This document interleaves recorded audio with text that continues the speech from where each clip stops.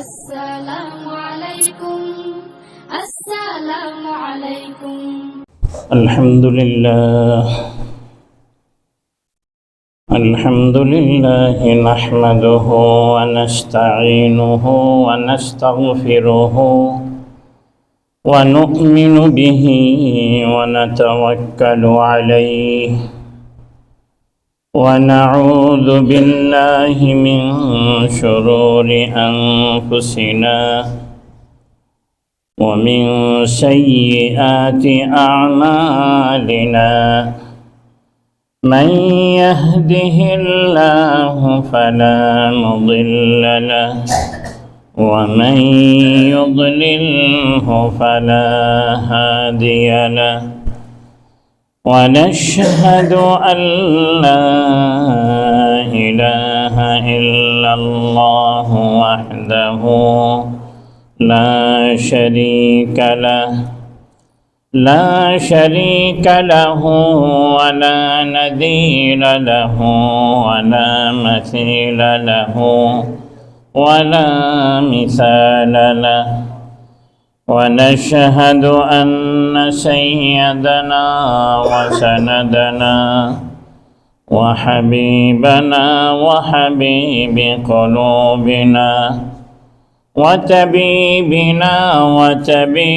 قلوبنا وعلى آل سيدنا محمد وعلى آله وأصحابه وبارك وسلم أما بعد فأعوذ بالله من الشيطان الرجيم بسم الله الرحمن الرحيم أفحسبتم أنما خلقناكم عبثا وأنكم إلينا لا ترجعون صدق الله المولانا العظيم وقال صاحب سيد الأنام صلى الله عليه وسلم ألا إن هذه القلوب تصدع ما يصدع الحديد إذا أصابه الماء قيل يا رسول الله صلى الله عليه وسلم وما جلاؤها قال صاحب الرسالة صلى الله عليه وسلم كثرة ذكر الموت وتلاوة القرآن وصدق رسوله النبي الأمي الكريم وصدق من الشاهدين والشاكرين والحمد لله رب العالمين حمد و تعریف اس خدا کی جس نے بخشا زندگی حمد و تعریف اس خدا کی جس نے بخشا زندگی درود سلام اس نبی پر جس نے سکھایا بندگی بلغ العلا بكماله كشف الدجى بجماله حسنت جميع خصاله صلوا عليه وآله اللهم صل على سيدنا ونبينا وشفيعنا وحبيبنا ومولانا محمد صلى الله عليه وعلى آله وأصحابه وبارك وسلم الحمد لله ثم الحمد لله আল্লাহ সুবহানাহু ওয়া তাআলার লাখ কোটি শুকর যে মহান পরওয়ারদিগারে আলম আমার মতো অদমাদনা গোলামকে আপনাদের মতো দিনদার পরহেজগার ব্যক্তিদের সামনে বসে তেসরা শাবান, শাবানের 3 তারিখ, 1447 হিজরি, প্রথম জুমা আদায় করার জন্য আসার বসার, কোরআন ও সুন্নাত থেকে আলোচনা শুনবার বলবার যে তৌফিক মহান সত্তা আমাদেরকে দান করছেন, সর্বে সুজুদ হয়ে জুবানান কালিমাত শুকর আদায় করি বলি আলহামদুলিল্লাহ। আল্লাহ সুবহানাহু ওয়া তাআলার দরবারে দরখাস্ত পেশ করি, আল্লাহ আমরা যে কয়েকখানা সালাতু সালাম পড়লাম, এই কয়েকখানা সালাতু সালামকে অগণিত গুণ অজস্র গুণ বৃদ্ধি করে আল্লাহর হাবিবের উপযুক্ত করে পূর্ণ মহাব্বতের সহি করে শুদ্ধ করে, যেভাবে তেলাওয়াত করলে, যেরকম জবান দিয়ে তেলাওয়াত করলে আল্লাহ এবং আল্লাহ রসুল সন্তুষ্ট হবেন, এরকম জবান এরকম তেলাওয়াত দিয়ে সোনার মদিনার মধ্যে হাদিয়াতান পৌঁছায় দিন বলেন আমিন। গুনামাপ চাচ্ছি সমস্ত মতো মোহাম্মদিয়া যারা দুনিয়া থেকে বিদায় নিয়ে গেছে, যারা দুনিয়াতে জীবিত আছেন, কিয়ামত পর্যন্ত যত মুমিন মুমিনা দুনিয়াতে আসবেন, আল্লাহ সকলের সমস্ত গুনাহতা মেহেরবানি করে মাফ করে দিন, সকলকে জান্নাতি হিসেবে কবুল মঞ্জুর করে নিন। আলহামদুলিল্লাহ সুম্মা আলহামদুলিল্লাহ। আজকে শাবান মাসের প্রথম জুমা, এরপরে রমজান মাস। রমজান মাসের ফজিলত বয়ান করে বলে শেষ করা যাবে না। শাবানেরও ফজিলত রয়ে গেছে, কিন্তু এমন কিছু বিষয় রয়ে গেছে এখন, এক সময় দেখা যেত গ্রামে গঞ্জে বলেন, শহরে বলেন, সব জায়গায় মানুষের মধ্যে নফল ইবাদতের আগ্রহ ছিল, কারণ তখন ফরজ ইবাদতের আগ্রহ ছিল। এখন নফল ইবাদতকে গুরুত্ব না দেওয়ার কারণে আস্তে আস্তে মানুষের মধ্যে ফরজ ইবাদত পর্যন্ত ছড়ে যাচ্ছে, খবর নেই। এখন তো এমন অবস্থা হয়ে গেছে, লাইলাতুন নিসফু মিন শাবান যে হাদিসগুলি রয়ে গেছে, একটা শ্রেণী বিন্যাস বিশেষভাবে, একটা শ্রেণী বিশেষভাবে এই হাদিসগুলিকে পুরোপুরি অস্বীকার করে বসে, যার কারণে গিয়ে লাইলাতুন নিসফু মিন শাবান যে রয়ে গেছে, এর আজমত, এর মহব্বত মানুষের দিল থেকে আস্তে আস্তে উঠে যাচ্ছে। ওই জন্যই দেখা যায়, আমি অনেক সময় উদাহরণ দিয়ে আপনাদের সামনে পেশ করি, যে একটা ঘর যদি মানুষ বানায়, ঘরের নিরাপত্তার জন্য দরজা লাগায়, দরজার মধ্যে তালা লাগায়, এরপরে গিয়ে বাহিরে বন্ডারে দেয়। অনুরূপভাবে আল্লাহ সুবহানাহু ওয়া তাআলা ফরজ ইবাদতকে হেফাজতের জন্য ওয়াজিব ইবাদত দিছে, ওয়াজিব ইবাদতকে হেফাজত করার জন্য আল্লাহ তাআলা সুন্নত ইবাদত দিছে, এই সুন্নত ইবাদতকে হেফাজত করার জন্য আল্লাহ তাআলা নফল ইবাদত দিছে। যে ব্যক্তির নফল ছুটে যাবে তার সুন্নাত ছুটে যাবে, যার সুন্নাত ছুটে যাবে তার ওয়াজিব ছুটে যাবে, যার ওয়াজিব ছুটে যাবে তার ফরজ ছুটে যাবে। ওই জন্য নফল ইবাদতের মধ্যে অত্যাধিক জোর দেওয়া উচিত। এই জোরগুলি না থাকার কারণে আজকে আমাদের এই অবস্থা। এই গুরুত্বপূর্ণ রাত্রিটার জন্য আমি আপনাদের কিছু মন মানসিকতাকে তৈরি করার জন্য আজকে দুই একটা কথা বলে ইনশাল্লাহ শেষ করে দেব, আল্লাহ সুবহানাহু ওয়া তাআলা যদি আমাকে তৌফিক দান করেন। কারণ আল্লাহ নবী রাসূলুল্লাহ সাল্লাল্লাহু আলাইহি ওয়াসাল্লাম বলছেন, ওয়াল মা'সিয়াতু নুকতাতুন সাউদাই ফি কলবিহি।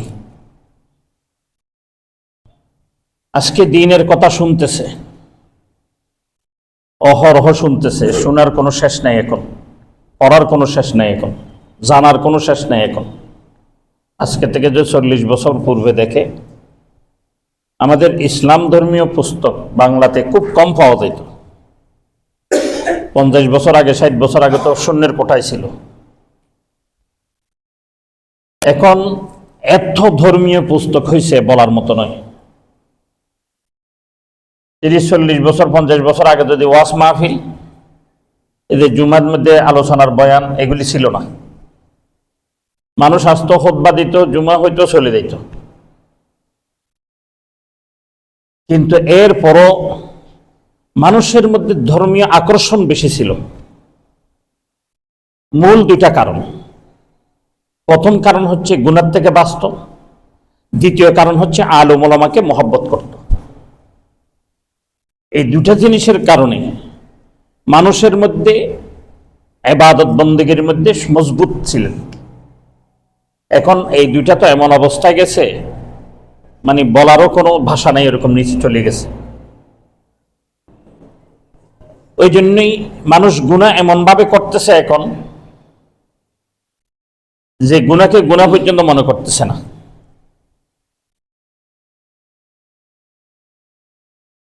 কারণ ওয়াজ নসিহত এত শোনার পরও এমন অবস্থা হয়ে গেছে,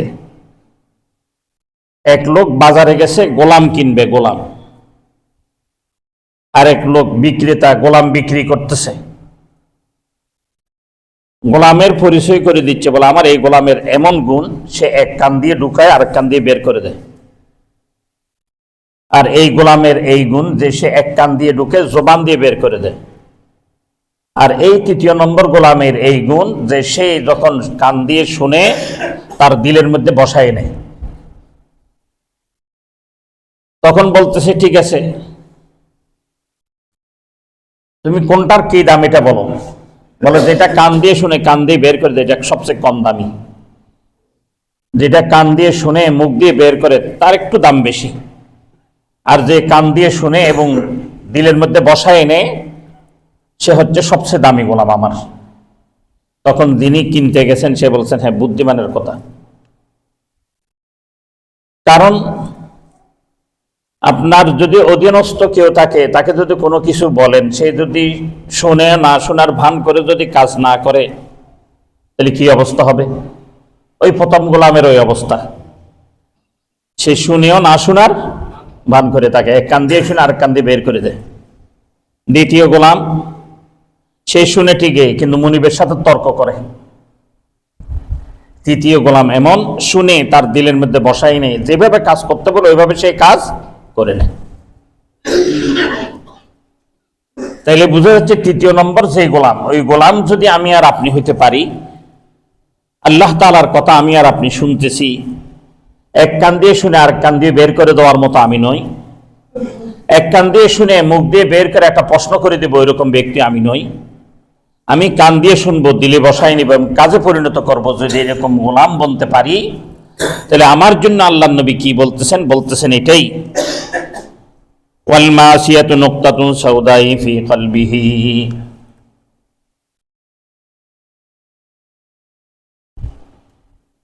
গুনাহ এমন একটা জিনিস, আল্লাহর নবী এটাকে একটা কালো দাগের সাথে তুলনা দিছে।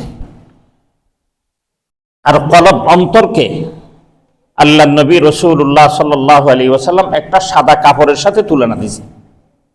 সাদা কাপড়ে যখন একটা দাগ পরে এটা যেরকম দেখা যায়, আরেকটা পরে দেখা যায়, আরেকটা পরে দেখা যায়, হইতে হইতে এমন অবস্থা হয় পুরা কাপড়ে যদি কালো দাগ পরে আর সাদা দেখার কোনো শক্তি নেই। অনুরূপভাবে আল্লাহর নবী রাসূলুল্লাহ সাল্লাল্লাহু আলাইহি ওয়াসাল্লাম বলতেছেন, আমার উম্মতের এমন এক পর্যায়ে পৌঁছে যাবে, তারা এমনভাবে গুনাহ করবে, তাদের সামনে কোরআন ও হাদিসের আলোচনা হবে, এক কান দিয়ে শুনবে আর এক কান দিয়ে বের করে দিবে। যার কারণে এখন পরিবেশ এমন হয়ে গেছে, এক কান দিয়ে শুনতেছে আর এক কান দিয়ে বের করে দিচ্ছে। কোনো কিছুর এখন কোনো সমস্যা নেই, কিন্তু মানুষ মসজিদে নেই, নামাজে নেই, ইবাদতে নাই, জিকির আজকারে নাই, কোরআন তেলাওয়াতে নাই। এইগুলি না থাকার পিছনে একমাত্র কারণ গুনাহ, মাসিয়াত, অন্য কোনো দ্বিতীয় কারণ নেই। প্রথম কারণ এটাই যে গুনাহ, অতিরিক্ত গুনাহ করার কারণে। এমন তো গুনাহ, তো বললাম গুনাহ এমন গুনাহ যে করতেছে, গুনাহকে গুনাহ মনে করে না, গুনাহকে গুনাহ মনে করে না। আমার একজন মেহমান আছে, ওনার সাথে কথা হইতে গিয়ে কথা প্রসঙ্গে এই কথাটাই আসলো। বলে আমি তো ওনাদেরকে সাপোর্ট দিই। বলে মোল্লারা কেন রাজনীতি করবে? মোল্লারা রাজনীতি করবে না, রাজনীতি করবো তো আমরা। কারণ আমি বলি যে ঠিকই তো বলছে সে, মোল্লারা তোমার মতো রাজনীতি করবে না। কারণ ব্যাংক ডাকাতি করে তুমি নিয়ে যাবে, তুমি চুরি করে নিয়ে যাবে, লুটতরাজ করবে, রাষ্ট্রের সম্পদ ধ্বংস করবে, এই রাজনীতি তো মোল্লারা করতে পারে না। মোল্লারা ওই রাজনীতি করবে যেটা আমি এখন এখানে রাজনীতি করতেছি। এটা একটা রাজনীতি, এটাও রাজার নীতির বাহিরে নয়। এটা এমন একটা রাজার নীতি যে রাজাকে বলা হয় আহকামুল হাকিমিন, তিনি রাজাদের রাজা। তার রাজনীতি নিয়ে কথা বলতেছি, তার রাজনীতি করতেছি আমি। ওই জন্য আল্লাহ সুবহানাহু ওয়া তাআলা বলতেছেন, বান্দা তুমি ধ্বংস এবং হালাক হয়ে যাবে তুমি যখন গুনাহকে গুনাহ মনে করবে না। এখন ওই পর্যায়ে আমরা পৌঁছে গেছি, গুনাহকে গুনাহ মনে করতে পারতেছি না। ওই জন্য আল্লাহ সুবহানাহু ওয়া তাআলা বলতেছেন, আফা হাসিবতুম, তুমি তোমাকে কি এটাই বুঝে নিছো আন্নামা খালাকনাকুম আবাসা, তোমাকে এমনি অনর্থক বানানো হয়েছে, তোমাকে কোনো কাজের জন্য বানানো হয় না, এটা তুমি মনে করছো আবাস, একদম অনর্থক তোমাকে বানানো হয়েছে। আল্লাহ সুবহানাহু ওয়া তাআলা অন্য আয়াতের মধ্যে বলতেছেন, না না, তোমাকে তো আমি অনর্থক বানাইনি, এমনি বানাইনি। কি জন্য বানাইছি? ওমা খালাকতুল জিন্না ওয়াল ইনসা ইল্লা লিয়াবুদুন, আমি তোমাকে বানাইছি আমি আল্লাহ তাআলা আমার ইবাদত করার জন্য। ইবাদত কি জিনিস?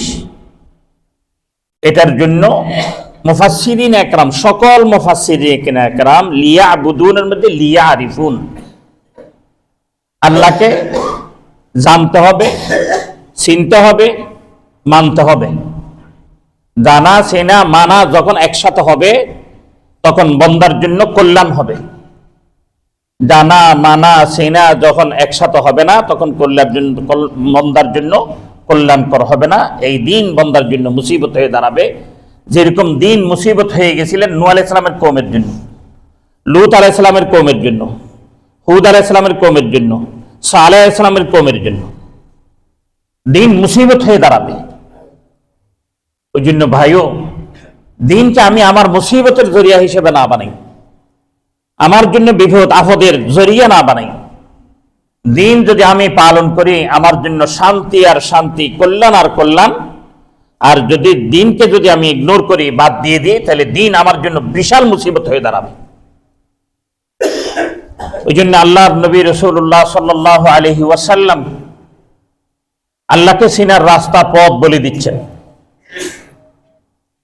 আল্লাহ নবীর মাকসাদ, উদ্দেশ্য, আল্লাহ নবীর আসার শুধু একমাত্র একটাই কারণ, এটা হচ্ছে বান্দাদেরকে আল্লাহর সাথে জড়িয়ে দেওয়া, সম্পর্ক করে দেওয়া। আল উলামা ওয়ারাসাতুল আম্বিয়া, এই উলামায়ে কেরাম ওরা আল্লাহ নবীর ওয়ারিস, তাদের এক জিম্মাদারি, এটা হচ্ছে বান্দাদের সাথে আল্লাহ সম্পর্ক করে দেওয়া। এই সম্পর্ক না হওয়ার পেছনে শুধু একমাত্র কারণ, যেই বাধা, এটা হচ্ছে গুনাহ। এই গুনাহটার কারণে আমি আর আপনি এমন অবস্থা হয়ে গেছে, কেউ যদি বলে এটা ইবাদত না করলেও চলে, ইবাদত করার জন্য যেটা বলছে এটা তো করে না, ইবাদত না করলেও চলে যদি বলে, তাহলে কি অবস্থা হবে? কথা বুঝাইতে পারেনি মনে হয়। ফরজ নামাজ পড়তে হবে, এটা ফরজ। যদি কেউ ফরজ নামাজ না পড়ে কুফরি হয়ে যাবে। আর যদি বলে যে শবে বরাতের রাতে তুমি ইবাদত না করলেও চলবে, তাহলে শবে বরাতের রাতে আর কেউ করবে? যে ফরজটা না করলে গুনাহগার হয়ে যাচ্ছে, কুফরি করতে হয়ে যাচ্ছে, এই কাজটা পর্যন্ত করতেছে না, তাই নফলটা কেমনে করবে? এই যে মধ্যখানে এই গলতগুলি, এগুলো শুধু একমাত্র গুনার কারণে। বান্দার দিলের মধ্যে গুনার সবব এমন ভাবে ঢুকে গেছে যে বান্দার কাছে ভালো কথাগুলি ভালো মনে হয় না, মন্দ কথাগুলি বান্দার কাছে খুব ভালো লাগে। ওই জন্যই বান্দা আজকে বরবাদ এবং ধ্বংস এবং হালাক হয়ে গেছে। ব্যক্তি অশান্তি হয়ে গেছে, পরিবার অশান্তি হয়ে গেছে, সমাজ অশান্তি হয়ে গেছে, রাষ্ট্র অশান্তি হয়ে গেছে, আন্তর্জাতিক পর্যায়ে পর্যন্ত অশান্তি সৃষ্টি হয়ে গেছে। এক্সট্রা রাষ্ট্রের প্রধান রাষ্ট্রের জনগণের উপর কি করতেছে না করতেছে জনগণ খবর নেয় না। অন্য রাষ্ট্রে এসে তাকে সু মেরে নিয়ে গিয়ে তার দেশে নিয়ে গিয়ে বিচার করে। এর সে নির্লজ্জ, এর সে মানে কি বলবো, শব্দ আমার আসতেছে না। এই জায়গায় কিসের ইনসাফের তালাশ করেন আপনি? কিসের সুখের তালাশ করেন আপনি? কিসের শান্তি তালাশ করেন আপনি? যদি সরিষার ভিতরে ভূত থাকে, ওই সরিষা দিয়ে ভূত তাড়ানো যাবে? কথা বুঝেন নাই মনে হয়। যে সরিষার ভিতরে ভূত রয়ে গেছে, ওই সরিষা দিয়ে ভূত তাড়ানো যাবে না। এখন আমরা ভূত তাড়ানোর চেষ্টা করতেছি যে সরিষার ভিতরে ভূত রয়ে গেছে তারে দিয়ে, ওই সরিষা দিয়ে। কুফাল পরা মুসলমান। খায়ের আসেন, যেটা বলতেছিলাম, আল্লাহ সুবহানাহু ওয়া তাআলাকে চিনতে হবে, জানতে হবে, মানতে হবে। এই চিনা জানা আমার মধ্যে আপনার মধ্যে যদি আসে, আল্লাহ সুবহানাহু ওয়া তাআলা আমাকে আপনাকে বলতেছেন আহসানুল খালিকিন, আমি সৃষ্টির মধ্যে শ্রেষ্ঠ জীব।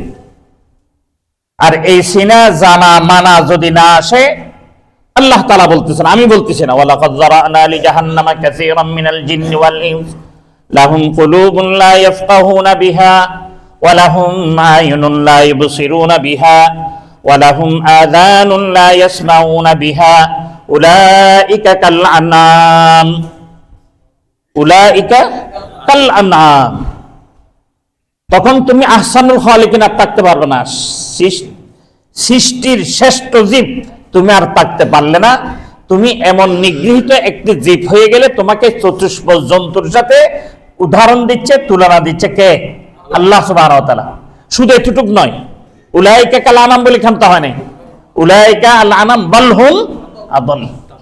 বরঞ্চ তুমি শুধু চতুষ্পদ জন্তু তা নয়, তুমি যদি আমাকে না চিনো, তুমি যদি আমাকে না মানো, তুমি যদি আমাকে না জানো, আমি তোমার জন্য বলছি হুঁশিয়ার হয়ে যাও, আমি তোমাকে চতুষ্পদ জন্তুর চেয়ে আরো নিকৃষ্ট বলতেছি।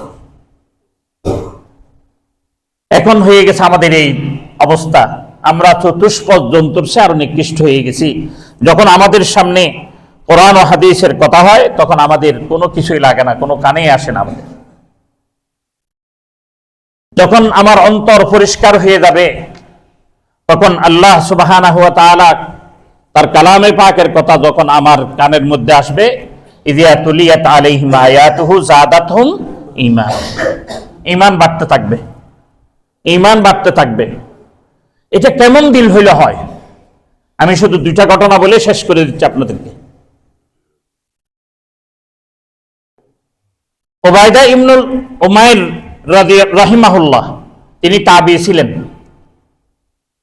উবাইদা ইবনুল উমাইর রাহিমাহুল্লাহ এমন এক তাবী ছিলেন যে তাবীর এরকম মজলিসের মধ্যে আব্দুল্লাহ ইবনে ওমর রাদিয়াল্লাহু তাআলা পর্যন্ত বসতেন। সাহাবী বসতেন তাবীর মজলিসে। এটা এত অবাক হওয়ার কিছু নেই, এটা আপনারা অবাক হইলে হইতে পারেন, কিন্তু আমরা অবাক হই না। কারণ কি জানেন? এই জন্যই যে আমরা দেখছি, আমি খুব অল্প মাত্র 2-3 বছর আগে ইন্তেকাল করছেন ওইরকম একজন প্রফেসরের কথা বলি। তিনি হচ্ছেন প্রফেসর হামিদুর রহমান সাহেব রহমতুল্লাহ আলাইহি। তিনি বুয়েটের একজন প্রফেসর, বুয়েটের একজন শিক্ষক। ওনার যখন মাহফিল হইতো, মজলিসগুলি হইতো, ওনার মজলিসে আমার মতো, আমি তো আলেমই না, না আছে ইলম, না আছে আমল, না আছে তাকওয়া, না আছে পরহেজগারি, কোনো কিছুই নেই। যাদের ইলম আছে, তাকওয়া আছে, পরহেজগারি আছে, ওইরকম ব্যক্তি আলেমরা গিয়ে ওনার মজলিসের মধ্যে মাথা নত করে বসে থাকত। জি, মাদ্রাসা শিক্ষায় শিক্ষিত। কোন শিক্ষায় শিক্ষিত? ইংরেজি শিক্ষায় শিক্ষিত। বুয়েটের মধ্যে লেখাপড়া করছে। কিন্তু এরকম বুয়েটের মধ্যে লেখাপড়া করছে এরকম লোকের মাহফিলের মধ্যে গিয়ে, যারা হাটাদারি মাদ্রাসায় পড়ছে, দেওবন্দ মাদ্রাসায় পড়ছে, ওইরকম ব্যক্তিরা গিয়ে মাথা নত করে বসে থাকতো। কারণ কি? কারণ হচ্ছে একটাই, উনি ওনার দিল বানাই নিতে পারছে, ওনার অন্তরটাকে উনি বানাই নিতে পারছে। ওনার অন্তর বানাই নেওয়ার কারণে ওনার কথাগুলি এমন হয়ে গেছে যে একজন আলেম শুনতে বাধ্য হয়ে গেছে। যদি উনি ওনার অন্তর বানাইতে না পারতো, এরকম বুয়েটের অনেক শিক্ষক রয়ে গেছে, অনেক বক্তব্য, অনেক লেকচার দিছে, আলেম তো শোনা দূরের কথা, আমরা পর্যন্ত শুনে না, ইংরেজি শিক্ষিতরা পর্যন্ত শুনে না। আল্লাহ সুবহানাহু ওয়া তাআলা আমাদের সকলকে প্রফেসর হামিদুর রহমান সাহেবের মতো দিল বানানোর তৌফিক দান করে বলেন আমিন। এরকম দিলওয়ালা হইতে হবে, এরকম অন্তরওয়ালা হইতে হবে। যখন আমার অন্তর, আমার দিল এরকম হবে, কথাটা যত সাধারণই হোক না কেন, যত হালকা হোক না কেন, এটা কোরআন ও হাদিস থেকে যখন হবে, তখন আমার দিলের উপর কি করবে? আসর করবে, প্রভাব বিস্তার করবে। অনুরূপভাবে উবাইদা ইবনুল উমাইর রাহিমাহুল্লাহ, উনি দরস দিতেন, ওনার দরসের মধ্যে আব্দুল্লাহ ইবনে ওমরের মতো সাহাবায়ে কেরাম বসতেন। আজাল্লু দরজার তাবী ছিলেন, অনেক উঁচু মাপের তাবির ছিলেন উনি মক্কার অধিবাসী ছিলেন। মক্কার মধ্যে তখনকার সময় একজন বিশ্ব সুন্দরী ছিল, সবচেয়ে সুন্দরী রমণী। উনি মস্কারি করে ওনার স্বামীকে বলতেছে, তুমি আমাকে চেনো? আমি তো ওই নারী, আমার চেহারার একটু ঝলক কোনো পুরুষকে দেখাইলে তাকে কাবু করে নিতে পারি, আমার শরীরের গঠনের যদি একটু যদি ঝলক কেউ দেখাই তাকে কাবু করে নিতে আমি পারি। তখন ওনার স্বামী শুধু একটা আয়াতের অংশ তেলাওয়াত করছে। কি পড়ছে? ইবাদাকা মিনহুমুল মুখলাসিন, ইবাদাকা মিনহুমুল মুখলাসিন। বলে তুমি কি বলো এটা? আবার মুখলিস বান্দা কে আছে এটা আবার আমারে দেখবে গলে যাবে না, এরকম হতে পারে না। মুখলিস কাকে বলে? মুখলিসের পরিচয় কি? সংক্ষিপ্ত পরিচয়, হুব্বুন ফিল্লাহ বুগযুন ফিল্লাহ। যে কেউ সাথে সম্পর্ক করবে আল্লাহর জন্য করবে, কেউ সাথে দুশমনি রাখবে তাও কার জন্য রাখবে? আল্লাহর জন্য রাখবে। কেউকে খাওয়াবে তাও আল্লাহর জন্য খাওয়াবে, কেউকে খাওয়াবে না তাও আল্লাহর জন্য খাওয়াবে না। যা কিছু করবে শরীয়তের হুকুম মোতাবেক শুধু আল্লাহকে রাজি খুশি করার জন্য করবে। এটা চাই কেউ সাথে দুশমনি হোক, চাই কেউ সাথে দোস্তি হোক, সব শরীয়ত সম্মতভাবে শুধু আল্লাহ তাআলাকে রাজি এবং সন্তুষ্ট করার জন্যই বন্দা করবে। যখন বন্দা এরকম কাজ করবে ওই বন্দাকে আল্লাহ সুবহানাহু ওয়া তাআলা বলতেছেন মুখলাসিন। শয়তান তাকে কোনো ধরনের দুঃখ দিতে পারবে না, শয়তানের ফাঁদে সে কখনো পড়বে না। যখন বলল ঠিক আছে তাহলে আমি দেখি, উনি সাজিয়ে গুজিয়ে সুন্দর করে গেলেন। ওই সময় হেরেমের মধ্যে দরজ দিচ্ছিলেন উবাদা ইবনুল উমাইর রাহিমাহুল্লাহ। তখন উনি গিয়ে সালাম দিলেন, জবাব দিলেন, বললেন কি বলা, আপনার সাথে আমার একটু স্পেশাল কথা আছে, একটু যদি এক পাশে আসতেন তাহলে ভালো হয়। যখন এক পাশে চলে গেলেন, যাওয়ার পরে উনি ওনার নেকাবটা ছেড়ে দিলেন সাথে সাথে। দেখার সাথে সাথে উনি বললেন লা হাওলা ওয়ালা কুওয়াতা ইল্লা বিল্লাহ, লা হাওলা ওয়ালা কুওয়াতা ইল্লা বিল্লাহ, লা হাওলা ওয়ালা কুওয়াতা ইল্লা বিল্লাহ। আমার কোনো শক্তি নাই, আমার কোনো জাত নাই, আমার কোনো কিছুই নেই, যা কিছু আল্লাহ তাআলা দিয়েছে আল্লাহ তাআলা আমাকে দিয়েছে। হে নারী, তুমি কি ইত্তাকুল্লাহ আখাউফু খাউফাকুম, তুমি কি আল্লাহ তাআলাকে ভয় করো না? আল্লাহ তাআলাকে ভয় করো। বলে আমি কি করব, এটা তো আমার করার কিছু নাই, আমার দিল আপনার জন্য ময়লান হয়ে গেছে, আমি চাই আপনার সাথে বৈধ হোক অবৈধ হোক একটু আপনার সঙ্গ পাওয়ার জন্য আসছি, এটা আমার গোপন কথা। তখন তিনি বললেন ঠিক আছে, তুমি যখন বারবার বলতেছো তোমাকে একটা কথা বলি, আমার কয়েকটা প্রশ্ন আছে, এটার উত্তর দিতে পারবে? বলে হ্যাঁ পারবো। তখন তিনি কয়েকটা প্রশ্ন করলেন, তার মধ্যে কয়েকটা প্রশ্ন আমি আপনাদের সামনে আনতেছি। বলে তুমি এখন যুবতী, তুমি আগে কি যুবতী ছিলে? বল না, ছিলাম না। এখন তুমি? বলে এখন আমি যুবতী। যখন তুমি 60 বছর 70 80 বছর বয়স হবে তোমার এই সুন্দর থাকবে? বলে থাকবে না। কেন থাকবে না? এই সুন্দর কি তোমার? তখন যদি বার্ধক্য অবস্থা 80 বছর বয়সে কোনো যুবক গিয়ে তোমাকে বলে আমি তোমার সাথে কি করতে চাই, একটু মিলতে চাই, তুমি কি মিলবে? বলে না, কখনো তো হতে পারে না ওই সময়। তাহলে কেন হবে না? কেন যখন এখন হচ্ছে না তখনও কেন হবে না? বলে এই জন্যই হবে না, এখন তুমি চাচ্ছ এই যৌবনের কারণে, যে যৌবন তুমি মনে করছো তোমার, ওই যৌবন তোমার নয়। যদি তোমার থাকতো, তোমার হায়াতের শুরুতে থাকতো, তোমার হায়াতের শেষও থাকতো। এরকম একটা সৌন্দর্য জিনিস তুমি তোমার হায়াতের শেষও শেষ করতে চাইতে না, তোমার শুরুতে না রাখার চাইতে না। তাহলে তোমার হাতে নয়, এই জিনিসটা কার হাতে? আল্লাহর হাতে। ওই জন্যই তোমাকে বলি এই অবস্থায় তুমি আল্লাহ তাআলাকে ভয় করো। আমিও বলবো যদি আজকে আমার যুবক ভাইদের যদি দিল এরকম হয়ে থাকে, অন্তর এরকম হয়ে থাকে, কলব এরকম হয়ে থাকে, তাহলে আপনার দিলের মধ্যে আসলে এটা প্রভাব বিস্তার করবে। এত সুন্দর একজন নারী, যে নারীকে দেখলে কোনো পুরুষ তার দিকে তাকায় না, চায় না, মনোবাসনা জাগে না, এরকম নারী নয় এটা। এত সুন্দর নারী সকলেরই জাগে, এরকম নারীকে বলতেছে এই যৌবনকাল এটা তোমার নয়, এটা কার? আল্লাহ তাআলা এটাকে যেভাবে ব্যবহার করতে বলছে ওইভাবে তুমি ব্যবহার করো। যদি এইভাবে তুমি ব্যবহার না করো, তুমি শুনে রাখো কাল কিয়ামতের ময়দানে বার্ধক্যের প্রশ্ন করা হবে না। কথা বুঝে আসতেছে? বার্ধক্যের প্রশ্ন করা হবে না। তুমি যখন নাকি বাচ্চাকাল শিশুকাল ছিল তখনকার প্রশ্ন করা হবে না। প্রশ্ন করা হবে কোন সময়ের? এই যৌবনের তোমার প্রশ্ন করা হবে এটা তুমি কোথায় কাটাইছিলে। এক কথায় কাবু হয়ে গেছে, নরবর হয়ে গেছে, নেকাব টেনে দিছে। এরপর বলতেছে শোনো, মালাকুল মউত তোমার সামনে এসে গেছে। ওই সময় তোমাকে বলতেছে একদম এত সুন্দর পুরুষ সুপুরুষ যার দিকে যে কোনো মহিলা তাকাইলেই যে কোনো মহিলা তার সঙ্গ দিতে চাইবে, ওইরকম পুরুষ গিয়ে তোমার বলতেছে আসো আমি তোমার এখন সঙ্গ চাই, তুমি কি সঙ্গ দিবে? বলে না। কেন? আজরাইল এসে গেছে, এই সময় আর সঙ্গ দেওয়ার মতো নয়। তুমি যে সঙ্গ দিবে ওই সময় তো আজরাইল চলে আসতে পারে। তুমি কেমনে এই গুনার কাজ করতেছো? এই গুনার কাজরত অবস্থায় তোমাকে যদি আজরাইল এসে জানটা তোমার কবজ করে নিয়ে যায়, তোমার কি অবস্থা হবে? তার দিলের মধ্যে আরেকটু প্রভাব বিস্তার করছে। এরপরে বলতেছে যদি আল্লাহ পাক তোমাকে, যদি আল্লাহ তাআলার কাছে কাল কিয়ামতের ময়দানে যাবে, আল্লাহর সামনে উপস্থিত হয়ে গেছো, আল্লাহ তোমাকে দেখতেছে, এই সময়ের মধ্যে কোনো যুবক এসে তোমাকে যদি কি বলে আমি তোমার সাথে একটু সম্পর্ক চাই, তুমি কি দিবে? বলে না, কখনো না। তাহলে বলো আল্লাহ এখন তোমাকে দেখতেছে না? মিন হাবলিল ওয়ারিদ, তোমার শাহিরগের সে আল্লাহ তোমার নিকট, আল্লাহ তোমাকে এখন দেখতেছে, তুমি কেমনে এই প্রস্তাব দিলে? এখন তখন আরো কাবু হয়ে গেছে, সে নরম হয়ে সালাম দিয়ে বিদায় নিয়ে চলে গেছে। গিয়ে দেখে তার স্ত্রী যতটুকু সময় বাচ্চাদের জন্য ব্যয় করার ব্যয় করে, বাকি সময় আল্লাহর জন্য ব্যয় করা আরম্ভ করে দিছে। এটাকে ওয়াজ বসিয়েছিল, কণ্ঠ দিয়ে সুন্দর ওয়াজ করছে। একটু মাত্র প্রশ্ন উত্তরের জবাবের মধ্যে আল্লাহ তাআলা হেদায়েত দিয়ে দিল। কারণ কি? ওই আমার কথা ওইটাই যে আল্লাহ তাবারক ওয়া তাআলা তাদেরকে এমন স্বচ্ছ একটা কলব এবং অন্তর দিয়েছিল, যে অন্তরের কারণে দু একটা কথা বলছে, এটা এমন ভাবে রেখাপাত করছে যে সেই গুনার থেকে বাঁচছে তো দূরের কথা, এটা না, নেকির কাজের মধ্যে এমন ভাবে লেগেছে যে মাত্র স্বামীকে যেটুকু সময় দেওয়ার স্বামীকে সময় দেয়, বাচ্চাদের যেটুকু সময় দেওয়ার অতটুকু সময় দেয়, বাকি যে সময়টা আসে সেই সময়টা আল্লাহর জন্য ব্যয় করে। বলেন সুবহানাল্লাহ। এটা আরেকটা, আল্লাহর নবীর এক সাহাবী ছিলেন হুযায়ফা ইবনে সাদ রাদিয়াল্লাহু তাআলা আনহু।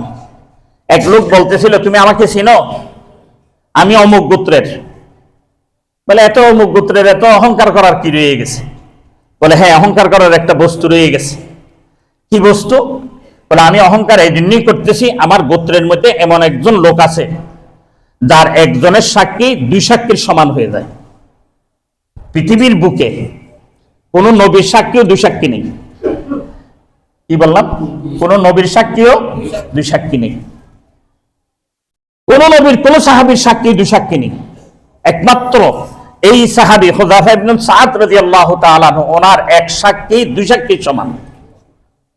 কারণ আল্লাহর নবী রাসূলুল্লাহ সাল্লাল্লাহু আলাইহি ওয়াসাল্লাম বাজারে গেলেন, একটা বস্তু ক্রয় করলেন, ক্রয়ের মধ্যে শর্ত ছিল আমি তোমাকে এখানে দিতে পারবো না, এটা বাড়িতে গিয়ে তোমাকে দিব, চলো আমার সাথে। বাজার থেকে, মদিনার বাজার থেকে ঘরের দিকে চলে আসতেছিলেন, মসজিদের নববীর থেকে চলে আসছিলেন, পথের মধ্যে অন্যজনের থাকে জিনিসটা কত রে? বলে এত দাম। বলে হ্যাঁ, এটা আমি এত দাম দিব, এটা তুই দিয়ে আমার দে। এর মধ্যে দাম এমন হয়ে গেল, আল্লাহর নবী যে দাম বলছে তার কয়েক গুণ বেশি হয়ে গেল। এর মধ্যে দেওয়ার জন্য যিনি বিক্রেতা উনি বলছে আপনি যদি এখন টাকা দেন তাহলে নিতে পারবেন, যদি টাকা না দেন তাহলে আমি ওরে দিয়ে দিব। বলে কেন? তোমার সাথে আমার এই কথা ছিল না, শর্ত ছিল তুমি আমার সাথে বাড়িতে যাবে, বাড়িতে গিয়ে আমি তোমাকে টাকা পরিশোধ করবো, মাল আমি নিয়ে নিব। তুমি এখন তো এরকম বলতে পারো না। বলে তুমি তাহলে সাক্ষী দাও। কারণ ওখানে শুধু দুইজনে ছিলেন, যিনি বিক্রি করতেছেন তিনি, আর যিনি কিনতেছেন তিনি, আর কেউ নেই। এখন কেউ সাক্ষী দেয় না। ঠিক এই টাইমের মধ্যে এই হুযায়ফা ইবনে সাদ রাদিয়াল্লাহু তাআলা আনহু এসে দাঁড়িয়ে গেলেন, বলে ইয়া রাসূলুল্লাহ আমি সাক্ষী দিতেছি, আপনি বলছেন। আমি দেখছি এটা বলে নাই, আমি সাক্ষী দিতেছি আপনি বলছেন। কথা বুঝবেন, আমি দেখছি এই শব্দ বলে নাই। কি বলছে? ইয়া রাসূলুল্লাহ আমি সাক্ষী দিতেছি আপনি বলছেন। এই কথা বলতে দেরি রাসূল সাল্লাল্লাহু আলাইহি ওয়াসাল্লাম তো অবাক। কি রে তুমি? আস্তে আস্তে তার কাছে গেলেন, হুযায়ফা তুমি এভাবে কথা বলতেছো কেন? তুমি তো ওখানে ছিলে না। তখন আল্লাহর নবী রাসূলুল্লাহ সাল্লাল্লাহু আলাইহি ওয়াসাল্লামকে তাক লাগাই দিলেন, একটা জিনিস জিবরাইল আমিন হাজির হয়ে গেছে। বলে ইয়া রাসূলুল্লাহ সে কিভাবে সাক্ষী দিয়েছে এটা তার থেকে একটু জিজ্ঞেস করেন, ওই জিজ্ঞেস করলেই আপনার ফয়সালা আপনার বুঝে চলে আসবে। আর আপনি যে এই ইহুদিকে এই কথা বলছেন এটা সঠিক, এটা আল্লাহ তাআলা সাক্ষী দিতেছে। তখন বললেন যে শুধু এতটুক নয়, ইয়া রাসূলুল্লাহ আজকে থেকে আপনি ঘোষণা দিবেন এই হুযায়ফা ইবনে সাদ রাদিয়াল্লাহু তাআলা আনহুর সাক্ষী আজকে থেকে একজনের দুইজনের সাক্ষীর সমান। সুবহানাল্লাহ বলবেন না? তখন বললেন ইয়া রাসূলুল্লাহ আপনি আমাদেরকে এক আল্লাহর কথা বলছেন, এক আল্লাহকে জিন্দেগিতে এখনো পর্যন্ত দেখিনি। আপনি জান্নাতের কথা বলছেন, জান্নাত দেখি নাই। জাহান্নামের কথা বলছেন, জাহান্নাম দেখি নাই। ফুলসরাতের কথা বলছেন, ফুলসরাত দেখি নাই।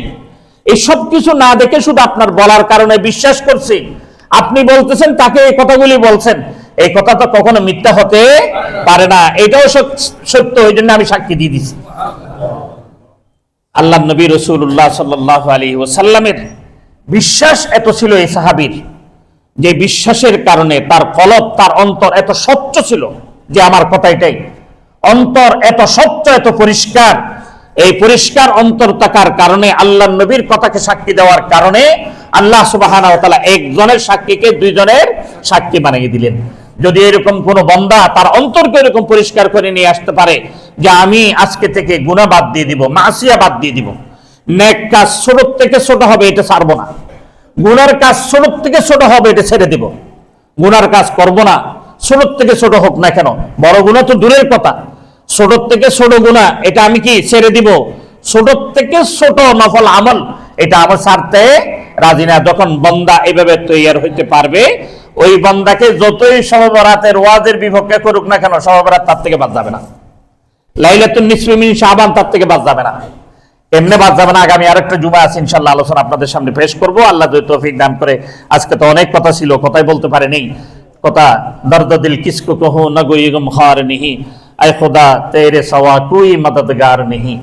দিলের মধ্যে অনেক গম, অনেক পেরেশানি, পেরেশানির মধ্যে এটাই পেরেশানি। আল্লাহ নবী রাসূলুল্লাহ সাল্লাল্লাহু আলাইহি ওয়াসাল্লাম হারিস বান্দারা সমস্ত মানুষ যেন জান্নাতীওয়ালা হয়ে যায়, আল্লাহ নবীর এই লোভ, এই লালসা ছিলেন। সমস্ত উলামায়ে কেরামের একটাই লোভ, একটা লালসা, এটা হচ্ছে যে সমস্ত মানুষ দিনদার বনে যায়, সমস্ত মানুষ মসজিদমুখী বনে যায়, সমস্ত মানুষ দ্বীনের মধ্যে চলে আসুক, সমস্ত মানুষ নেক আমল করুক, গুনাহ ছেড়ে দিক। যখন গুনাহ ছেড়ে দিবে, নেক আমল করবে, তখন আল্লাহ সুবহানাহু ওয়া তাআলা বন্দাকে এমন ফায়দামন্দ করবেন বন্দা কল্পনাই করতে পারবে না। এটা গুনাহ এবং নেকির মধ্যে পার্থক্য কি? গুনাহ এবং নেকি, দিন এবং রাত্রি চিনেন, দিন এবং রাত্রি, অমাবস্যার রাত্রি চিনেন, অমাবস্যার রাত্রি, অমাবস্যার রাত্রি যদি একটা গ্রামের রাস্তা দিয়ে হাঁটতে যায়, হাঁটতে হাঁটতে এরকম গ্রামের রাস্তার পাশে কি থাকে, গাছ থাকে, গাছের শিকড় অনেক সময় রাস্তার উপর দিয়ে থেকে যায়, তখন অনেক সময় যদি অমাবস্যার রাত্রে যদি কেউ হাঁটে, তাহলে কি নিরাপদে হাঁটতে পারবে না? সে এদিক ওদিক পাবে যে উষ্টাকেই পড়ে যাবে, পড়ে যাবে। গুনাহ এরকম, আমাকে আপনাকে শান্তিতে থাকতে দিবে না। গুনাহ এমন একটা জুলমত, এমন একটা মাসিয়ত, যে এত অন্ধকার, এত অন্ধকার, কি অমাবস্যার রাত, তার চেয়ে জঘন্য অন্ধকার এই গুনাহ। এই গুনাহ আমাকে আপনাকে শান্তিতে থাকতে দিবে না, ব্যক্তি শান্তি পাবে না, পরিবার শান্তি পাবে না, এই গুনার কারণে সমাজ শান্তি পাবে না, এই গুনার কারণে রাষ্ট্র শান্তি পাবে না, এই গুনার কারণে আন্তর্জাতিক পর্যায়ে শান্তি পাবে না। আর হচ্ছে যে নেক, একটা সাদা স্বচ্ছ এরকম কাপড়ের মতো বা দিনের মতো, এরকম যদি সূর্যের আলোর মধ্যে কেউ হাঁটে, সে কি উজুট খেয়ে পড়ে যায়, তখন তাকে কি বলে? এই বেটা চোখে দেখাস না? না অন্ধকারের মধ্যে এই কথা বলে? অন্ধকারে কেউ হাঁটতে গিয়ে উজুট খেয়ে পড়ে যায়, তাকে কি বলে? তুই চোখে দেখাস না, এরকম বলে? বলে না। কিন্তু আলোর মধ্যে যদি পড়ে যায়, তাহলে চোখে দেখাস না? এখন বলবে আমি আর আপনি যদি নেক কাজ করার পরও কোনো মুসিবত আসে, বুঝতে হবে আমি আর আপনি দেখি নেই, কোনো গুনাহ না কোনো গুনাহ করে ফেলছে। ওই গুনাহ করার কারণে আল্লাহ তাআলা আমাকে দিনের স্বচ্ছ আলোর মধ্যে কি ফেলে দিচ্ছে। ওই জন্য ভাইও আল্লাহর ওয়াস্তে বলি, করজোর হাতে বলি, আসেন আসেন মসজিদের দিকে আসেন, আসেন আসেন দিনের দিকে আসেন, আসেন আসেন গুনাহ থেকে বাঁচেন। তাবিজ লাগবে না, কবজ লাগবে না, হুজুর লাগবে না, কিচ্ছুই লাগবে না। যখন আপনি নেক কাজের মধ্যে চলে আসবেন, গুনাহ বাদ দিয়ে দিবেন, আল্লাহ সুবহানাহু ওয়া তাআলা আপনাকে এমন কল্যাণ দিবে, এমন শান্তি দিবে, এমন সুখ দিবে, যেই সুখ আপনি কল্পনাই করতে পারবেন না। সুবহানাল্লাহ বলেন। ওই জন্য আল্লাহ সুবহানাহু ওয়া তাআলা আমাদের সকলকে গুনাহ ছেড়ে দিয়ে নেক কাজ করার তৌফিক দান করুক, বলেন আমিন। লাইলাতুন নিসফি মিন শাবান আসতেছে সামনে, আজকে হচ্ছে 3 তারিখ, 14 তারিখ দিনগত রাত্রি নিসফু মিন শাবান। ওই রাত্রিকে মূল্যায়ন যদি আমি আর আপনি করতে হয়, তাহলে গুনাহ বাদ দিতে হবে, নেকির দিকে আসতে হবে। মিসকালা যাররাতিন খায়রান ইয়ারা ওয়া মান ইয়ামাল মিসকালা যাররাতিন শাররান ইয়ারা। যদি একদম দুলিকণা পরিমাণ নেক আমল থাকে, এটা ছাড়বো না, আর দুলিকণা পরিমাণ গুনাহ থাকবে, এটা করব না। এই প্রতিজ্ঞা যে ব্যক্তি করতে পারবে, ওই ব্যক্তি সফল, কামিয়াব। আল্লাহ সুবহানাহু ওয়া তাআলা আমাদেরকে এই প্রতিজ্ঞাটা করার, এই প্রতিজ্ঞার উপর চলার তৌফিক দান করুন, বলেন আমিন। ওয়া আখিরু দাওয়ানা আলহামদুলিল্লাহি রাব্বিল আলামিন।